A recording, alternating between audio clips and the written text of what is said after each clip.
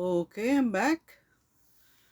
So, dami exciting na nangyayari sa Pilipinas right now. Pagkagising ko, siyempre ginawa ko muna yung mga vital things na, I give myself a little silence, then I pray in the morning. I read the Word of God. Ang Word of God ngayon sa akin is para siyang nourishment or tubig. Yung parang kulang pag hindi ako nagbasa ng Bible. Hindi ako nagbabasa ng sobrang haba katulad ng dati. Ngayon, parang iba siya eh. Nag-e-evolve kasi ang Bible depending on your faith with the Lord. Ngayon, isang linya pa lang tinatamaan na ako. Parang, wow! Ecstasy number 5. Tapos parang, alam mo yung nanamnamin mo yun. Foodie kasi ako eh.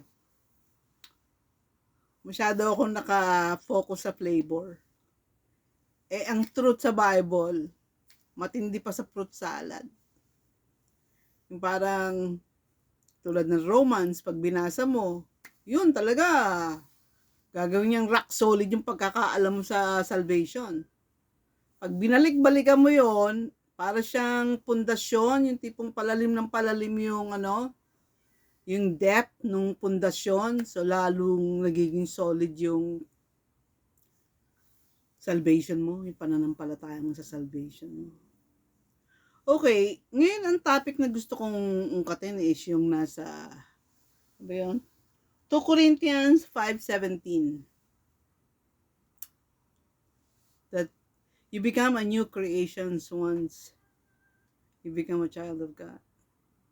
Malalim yun, Yung sabihin mong new creation, sabihin wala pa. Wala pang ikaw. Since time immemorial.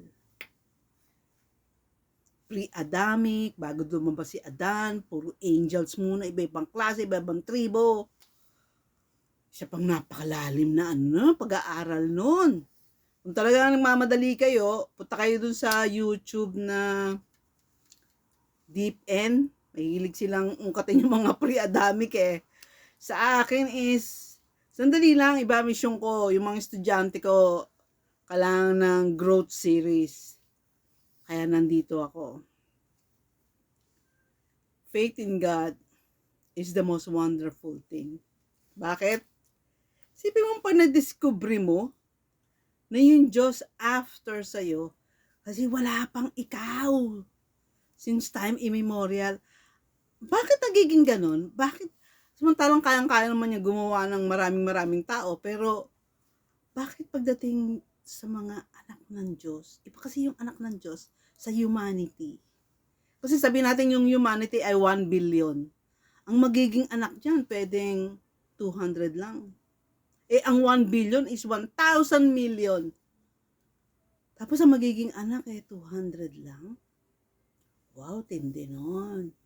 So, kumbaga sa isang decade, nakapag-produce lang ng 2, 3. Isip ka, ganun ka-precious.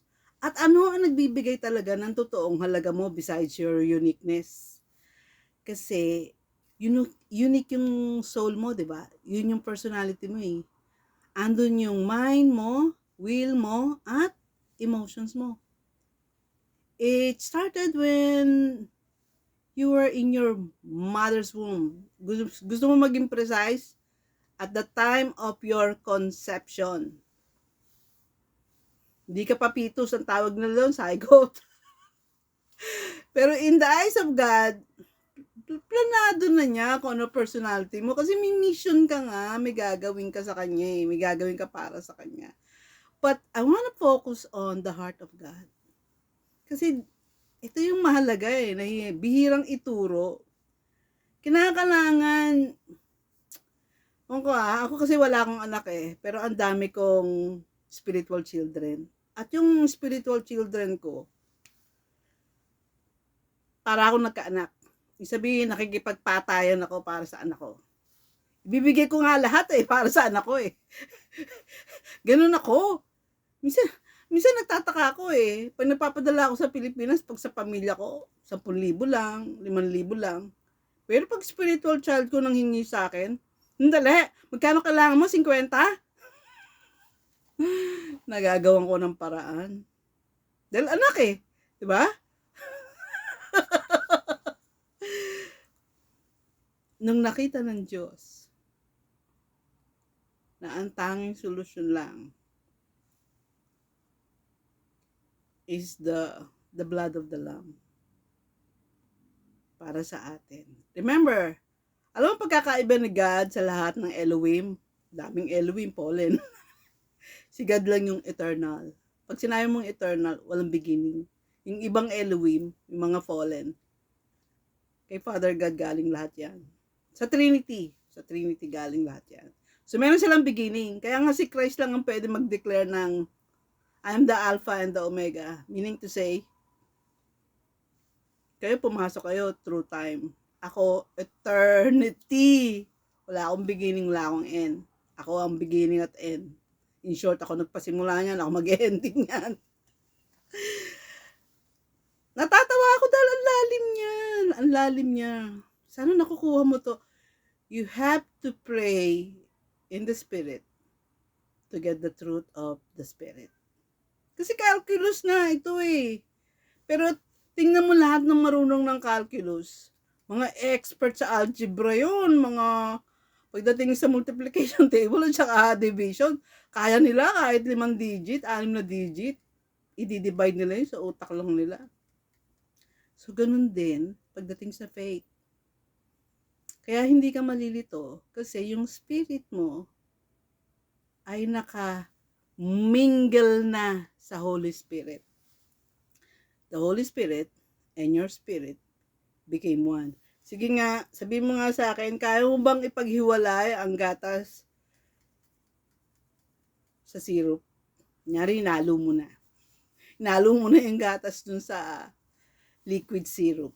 Kaya mo pa bang paghiwalayin yan? Di ba hindi na? Kaya nga salvation, if it's authentic and real, is permanent. Dami nagtatalo dyan. Bigyan mo na example na ganyan. O sige, paghiwalayin nyo yung gatas at saka yung ano. Kaya natatawa ako nung biglang nagtatalo tong si Tulfo at saka si... Basta si Tulfo at saka si Rimulya, meron pa silang... Di ba sir? Mas mahalaga ang taong bayan kaysa sa law? Okay ka lang. Hindi sila pwedeng ipagkumpara. Dahil yung halaga ng damit para sa katawan ay hindi pwede paghiwalayin. Dahil pag tinanggal mo yung damit dun sa katawan at nasa winter ka, tsugi yan. So ano mangyayari sa taong bayan kung wala silang batas? Gulo, patayan, di ba? Pero kung may batas, may takot. So, ang ganda na ng usapan natin dito, no? Lalim na, no? Kaya, pag nakuha mo yung tinatawag na confidence, by the way, pag ni-research mo, ang totoong meaning ay faith. So, kung meron ka ng totoong faith, meron ka ng totoong confidence. At ano yung confidence mo na yon? That you are valued by God. That God is affected by you. And you should be affected by God. Hindi pong kaya mong mag-fornicate sa boyfriend mo na hindi kayo kasal. Kaya nga tinawag na fornicate, hindi kayo kasal eh. No? Kunyari, illegal. Ha? Hindi ka asawa nun, pero nagpo-fornicate kayo, nagsisex kayo. Kung meron kang faith, alam mong ayaw ni God yun, kaya hindi mo kayang gawin. Kaya pag tinanong ng boyfriend mo, ay, kung talagang mahal mo ako, bibigay mo sa akin yan. Ay, yan laki ng problema natin. Kasi mas mahal ko yung Diyos ko eh. Siya una at higit sa lahat. Bigay ka niya sa akin. So, kung yan ang hiningi mo sa akin nang walang kasal, mukhang hindi ka sa kanya galing. Bye. Yun, may faith, may confidence na hindi ka dapat nagtsatsaga sa basura dahil merong nakalaan para sa'yo na bigay ng Diyos. So, yung mga walang boyfriend dyan, tanungin nyo ako, anong edad ko nung nagpakasal ako? I think, parang 3 months na lang, magiging 50 na ako. And I was not expecting. But then God said, hindi, yun na lang partner, may plano ako sa'yo. Be confident with God's love. Ganun kanya kamahal. Remember, your days are numbered. Sa bawat araw mo, pinag-isipan na ng Diyos yan. Kung gusto mong makuha yung maximum delight, matuto kang magtiwala sa Kanya. Or, baka wala kang totoong faith. Kasi ang totoong faith, hindi nangangamba. God bless you guys.